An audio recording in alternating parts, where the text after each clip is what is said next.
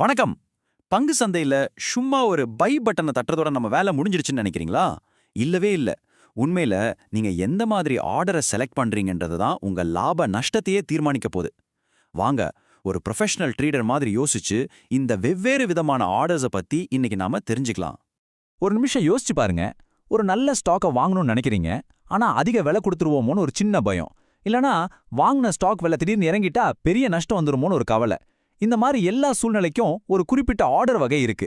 அது என்னன்னு மட்டும் நீங்க தெரிஞ்சுக்கிட்டா உங்க ட்ரேடிங் அடுத்த லெவலுக்கு போயிடும். சரி, நம்ம ட்ரேடிங் டூல் கிட்ட திறப்போம். அதுல கருவி எதுன்னு தீர்மானிக்கிறது நீங்க என்ன பண்ண போறீங்கன்றத பொறுத்தது தான். நீங்க ஒரு வீட்டே கட்ட போறீங்களா, அதாவது முதலீடு செய்ய போறீங்களா, இல்ல ஒரு சின்ன ரிப்பேர் வேலை மட்டும் பார்க்க போறீங்களா, அதாவது ட்ரேடிங் பண்ண போறீங்களா, இந்த ஒரு முடிவு தான் மத்த எல்லாத்தையும் தீர்மானிக்கும். இப்போ உங்க முன்னாடி ரெண்டு முக்கியமான ஆப்ஷன்ஸ் இருக்கு. ஒன்னு சிஎன்சி, இன்னொன்னு எம்ஐஎஸ். சிஎன்சி அதாவது கேஷ் அண்ட் கேரி. ஒரு பங்கை வாங்கி பல வருஷங்களுக்கு உங்க பிள்ளைங்க சதுவு கோசமோ இல்ல உங்க ரிட்டையர்மெண்ட் கோசமோ வச்சுக்க நினைக்கிறவங்களுக்கு இதுக்கு நீங்க முழு பணமும் கொடுக்கணும். ஆனா எம்ஐஎஸ் அதாவது மார்ஜின் இன்ட்ராடே ஸ்கொயர் ஆஃப், காலையில வாங்கி மதியத்துக்குள்ள வித்து லாபம் பார்க்க நினைக்கிற டே ட்ரேடர்களுக்கானது. இதுக்கு முழு பணம் தேவையில்லை, ஒரு சின்ன மார்ஜின் பணம் இருந்தா போதும். ஆனா ஜாக்கிரதை, இதுல ரிஸ்க் ரொம்ப ரொம்ப அதிகம். ஓகே, நீங்க இன்வெஸ்டரா இல்ல ட்ரேடரான முடிவு பண்ணிட்டீங்க. அடுத்ததா வர்ற கேள்வி என்னன்னா, எந்த விலையில வாங்குறது? உங்களுக்கு எது முக்கியம்? அந்த பங்கு கைவிட்டு போகாம உடனே வாங்குறது முக்கியமா, இல்ல நான் நினைச்ச விலைக்கு வந்தாதான் வாங்குவேன்னு பொறுமையா இருக்கிறது முக்கியமா? இந்த கேள்விக்கான பதில் தான் உங்க அடுத்த கருவியை தீர்மானிக்கும். உங்களுக்கு ஸ்பீடு தான் முக்கியம், அந்த பங்கு எப்படியாவது வேணும்னு நினைச்சீங்கன்னா மார்க்கெட் ஆர்டர் தான் உங்க சாய்ஸ். நீங்க ஆர்டர் போட்ட அடுத்த செகண்ட் மார்க்கெட்ல என்ன விலை இருக்கோ அந்த விலைக்கு ஆர்டர் எக்ஸிக்யூட் ஆயிடும். ஆனா ஒரு விஷயம், மார்க்கெட் ரொம்ப வேகமா ஏறி இறங்குற சமயத்துல நீங்க பார்த்த விலைக்கும் வாங்கின விலைக்கும் சின்ன வித்தியாசம் இருக்கலாம். இத ஸ்லிப்பேஜ்னு சொல்லுவாங்க. இல்லப்பா, எனக்கு அவசரமே இல்ல, நான் ஒரு பைசா கூட அதிகமா கொடுக்க மாட்டேன்னு ரொம்ப கண்ட்ரோலா இருக்கிற ஆள் நீங்கன்னா லிமிட் ஆர்டர் தான் உங்களுக்கு கரெக்ட். உதாரணமா, ஒரு பங்கு 100 ரூபாயில இருக்குன்னா நீங்க 98 ரூபாய்க்கு ஒரு லிமிட் ஆர்டர் போடலாம். விலை அங்கே வந்தா மட்டும்தான் உங்க ஆர்டர் எக்ஸிக்யூட் ஆகும். இதுல ஒரு சின்ன சிக்கல் என்னன்னா, ஒருவேளை விலை 98 ரூபாய்க்கு வராம அப்படியே மேல போயிடுச்சுன்னா உங்களுக்கு அந்த பங்கை வாங்கவே முடியாம போக வாய்ப்பு இருக்கு. அப்போ சாய்ஸ் உங்க கையில தான். நீங்க ஒரு பந்தயத்துல ஜெயிக்கணும்னு ஓடுற ஒரு ஸ்பிரிண்டரா மார்க்கெட் ஆர்டர் எடுங்க.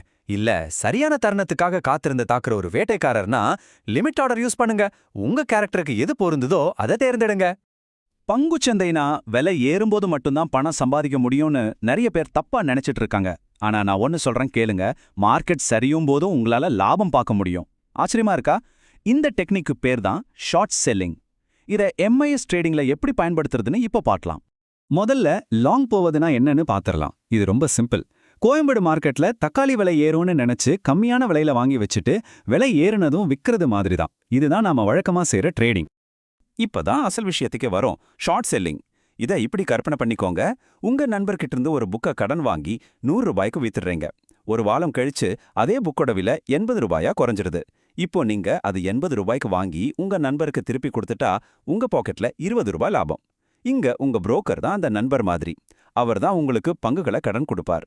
ஆனா இதுல ரிஸ்க் ரொம்ப அதிகம். ஏன்னா நஷ்டத்துக்கு அளவே இல்லாம போகவும் வாய்ப்பு இருக்கு.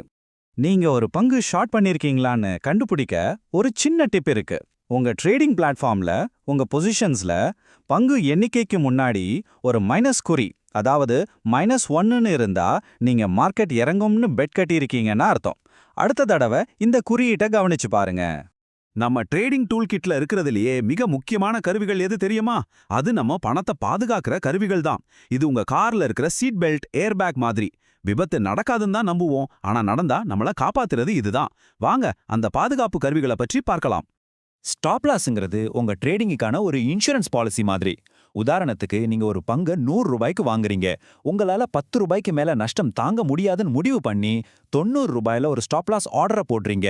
ஒருவேளை விலை 90 ரூபாய்க்கு இறங்கினா உங்க பங்கு ஆட்டோமேட்டிக்கா விற்கப்பட்டு உங்க அக்கௌண்ட்டை ஒரு பெரிய சரிவுல இருந்து காப்பாத்தும். இது இருந்தா ராத்திரி நிம்மதியா தூங்கலாம்.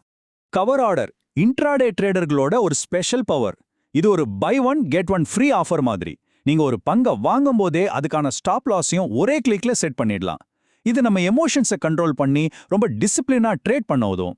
ஏன்னா உங்க எக்ஸிட் பாயிண்ட் ஆரம்பத்திலே முடிவு செய்யப்பட்டுடுது. ஸ்டாப் லாஸ் ஆர்டர் அந்த நாள் முடிஞ்சதும் எக்ஸ்பயர் ஆயிடும். அப்போ நீண்டகால முதலீட்டாளர்கள் என்ன செய்வாங்க? அவங்களுக்காகவே வந்தது தான் ஜிடிடி, அதாவது குட் டில் ட்ரிகர்டு. இது ஒரு விசுவாசமான காவலாளி மாதிரி உங்க போர்ட்ஃபோலியோவை ஒரு வருஷம் வரைக்கும் கண்காணிக்கும். நீங்க செட் பண்ண நஷ்ட வரம்புக்கோ இல்ல லாப இலக்குக்கோ விலை வந்தா இது ஆட்டோமேட்டிக்கா அதோட வேலையை முடிச்சிடும்.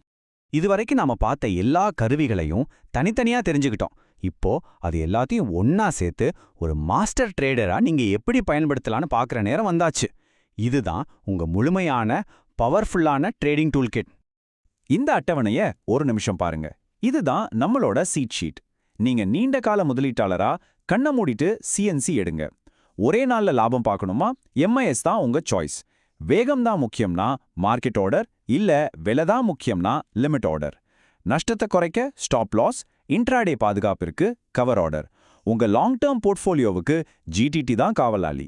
இப்போ ஒவ்வொரு கருவியோட வேலையும் உங்களுக்கு தெளிவா புரிஞ்சிருக்கும். அறிவு தான் உண்மையான சக்தி.